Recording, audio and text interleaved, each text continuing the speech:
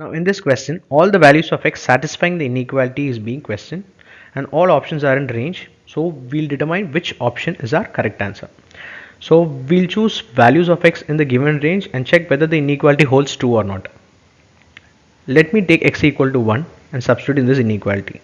Upon substituting, this will become 1 divided by 1 plus 5 less than or equal to 1 divided by 2 into 1 minus 3.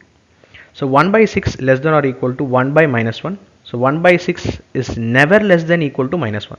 That means the option that has x equal to 1 in the range must be removed. That means option A and option B are removed.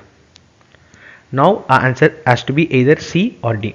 Now let me change the value of x to 9. If I keep this as 9, what happens?